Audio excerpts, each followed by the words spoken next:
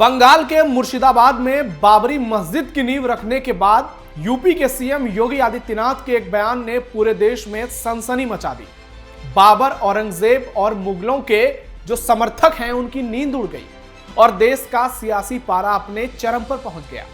अयोध्या के बाद अब काशी मथुरा की बारी है। इस एक बयान ने सियासत से लेकर सोशल मीडिया तक ऐसी हलचल मचाई कि हर कोई केवल यही सवाल पूछ रहा है, क्या मोदी योगी की जोड़ी किसी बड़े एजेंडे पर काम कर रही है? क्या 2027 से पहले हिंदू आस्था के केंद्र काशी और मथुरा को भी कोई बड़ी सौगात मिल सकती है? क्या आने वाले समय में भगवान शिव की नगरी काशी और भगवान श्री कृष्ण की जन्मभूमि मथुरा को भी वैसा ही सम्मान मिलेगा जैसा अयोध्या में हमारे आराध्य प्रभु श्री राम को मिला है? यह बयान सिर्फ एक राजनीतिक स्टेटमेंट नहीं है, बल्कि उन करोड़ों लोगों की धड़कन है जिनकी आंखें काशी मथुरा पर, अपने आराध्य भगवान शिव पर और भगवान श्री कृष्ण पर टिकी है। सवाल यह भी है कि क्या यह सब राजनीतिक रणनीति है या कोई चुनावी तैयारी या फिर वाकई में कोई बड़ी ऐतिहासिक होने वाली घटना का एक टीजर? आज हम इसी मुद्दे की तह तक जाएंगे और जानेंगे कि योगी आदित्यनाथ के इस बयान के पीछे का मतलब क्या है और एक आह्वान पर सड़कों पर लाखों हिंदू उतर आए, यह क्या बताता है। नमस्कार, टर्निंग पॉइंट में आपका स्वागत है। मैं हूं नवेंदु शेखर झा। आज के टर्निंग पॉइंट में आपको बताएंगे योगी आदित्यनाथ के सबसे बड़े ऐलान के पीछे की पूरी कहानी और बताएंगे कैसे मोदी और योगी अंदर खाने बड़ी तैयारी कर रहे हैं। वीडियो बहुत शानदार होगी, लास्ट तक जरूर देखिएगा। योगी आदित्यनाथ ने कर दिया ऐलान, अयोध्या के बाद काशी मथुरा की तैयारी शुरू। 2027 से पहले हिंदुओं को मिलेगा न्याय। बाबरी ड्रामा के बाद एकजुट हो गए सनातनी। अयोध्या में भगवान श्री राम के मंदिर के बाद अब काशी और मथुरा को लेकर हिंदुओं में चर्चा तेज है। इसी बीच यूपी के सीएम योगी आदित्यनाथ हिंदुस्तान टाइम्स के कार्यक्रम में शामिल हुए और यहां उनसे सीधा सवाल किया गया कि अयोध्या के बाद क्या अब काशी मथुरा की बारी है? तो उन्होंने फौरन जवाब दे दिया, हम सभी जगह पहुंचेंगे। जी हां, योगी आदित्यनाथ ने सीधे सीधे कह दिया, हम सभी जगह पहुंचेंगे। गौर से सुनिएगा, उनसे पूछा गया अयोध्या के बाद क्या अब काशी मथुरा की बारी है? तो उन्होंने कहा, हां, हम सभी जगह पहुंचेंगे और विरासत पर किसी भी समाज को गौरव की अनुभूति होनी चाहिए और उसी दिशा में ये सारे काम शुरू हुए हैं।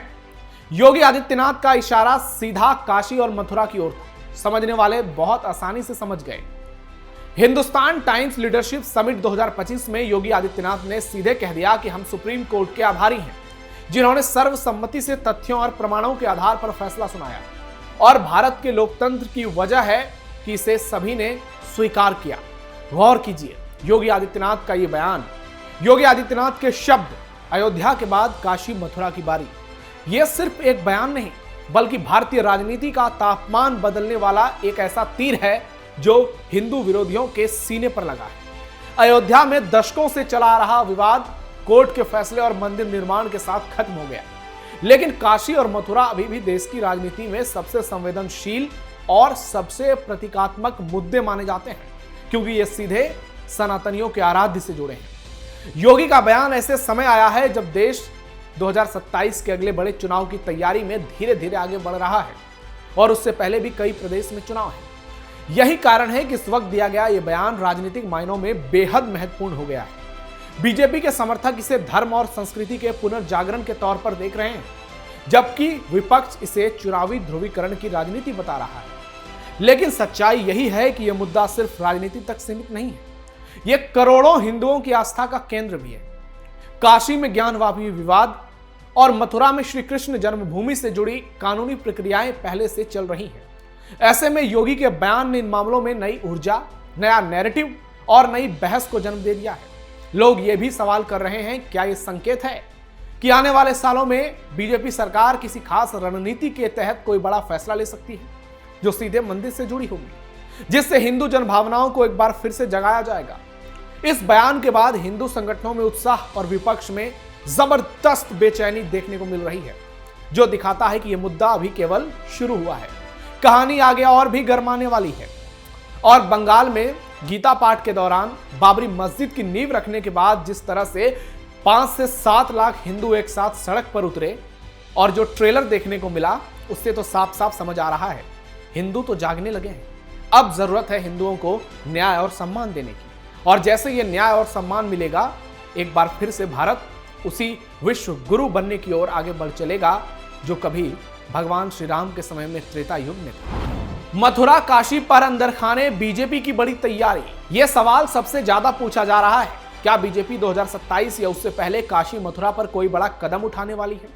अगर राजनीतिक संकेतों का अध्ययन किया जाए तो यह साफ दिखाता है कि पार्टी का फोकस सांस्कृतिक राष्ट्रवाद पर लगातार मजबूत हुआ है।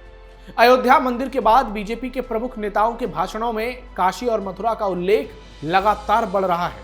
हालांकि बीजेपी ने आधिकारिक तौर पर किसी योजना की घोषणा नहीं की है, लेकिन इस फील्ड के एक्सपर्ट मानते हैं कि आने वाले सालों में यह मुद्दा चुनाव में प्रमुख भूमिका निभा सकता है। इसके अलावा काशी विश्वनाथ कॉरिडोर के विकास, मथुरा के धार्मिक और सांस्कृतिक क्षेत्रों में चल रहे प्रोजेक्ट्स इस संभावना को और मजबूत करते हैं कि सरकार इन दोनों केंद्रों को पर्यटन, आस्था और सांस्कृतिक दृष्टि से और भी भव्य बनाने की ओर आगे बढ़ चुकी है। वहीं कानूनी स्तर पर भी ज्ञानवापी और श्री कृष्ण जन्मभूमि से जुड़े कई मामले कोर्ट में लंबित हैं, जिन पर आने वाले फैसले राजनीतिक परिस्थिति को पूरी तरह से बदल सकते हैं। बीजेपी की रणनीति हमेशा से चरणबद्ध रही है। पहले माहौल बनता है, फिर प्रक्रिया आगे बढ़ती है और अंत में कोई बड़ा ऐतिहासिक कदम उठाया जाता है। योगी का बयान उसी माहौल, उसी निर्माण की ओर संकेत देता है। विपक्ष आरोप लगाता है कि यह सब चुनावी रणनीति है, लेकिन ग्राउंड रियलिटी यह बताती है कि जनभावना पहले ही इस मुद्दे को एक बड़े आंदोलन की तरह देख रही है। कुल मिलाकर इतना तय है कि भविष्य में काशी मथुरा पर केंद्र और राज्य सरकार का ध्यान बढ़ने वाला है और यह मुद्दा इसी तरह सुर्खियों में रहने वाला है, क्योंकि चुनाव सिर पर है। 27 में योगी बनाम अखिलेश की भीषण टक्कर होने वाली है और उससे पहले अयोध्या के बाद मथुरा काशी की बात होनी 100% तय है। क्या भगवान शिव, भगवान कृष्ण को मिलेगा सम्मान? अयोध्या में श्री राम मंदिर के बन जाने के बाद स्वाभाविक रूप से लोगों की उम्मीदें अब काशी और मथुरा की ओर बढ़ने लगी हैं। कई हिंदू संगठन सालों से इस मांग को उठा रहे हैं कि भगवान शिव के धाम काशी और भगवान कृष्ण की जन्मभूमि मथुरा को भी ऐतिहासिक और धार्मिक सम्मान मिले। हालांकि ये याद रखना जरूरी है कि ये दोनों मामले अभी कोर्ट में हैं और भारत एक कानून व्यवस्था पर चलने वाला लोकतांत्रिक देश है। ऐसे में कोई भी बड़ा कदम कानूनी ढांचे के भीतर रहकर ही उठाया जाएगा, जो कि राम मंदिर के दौरान देखने को मिला।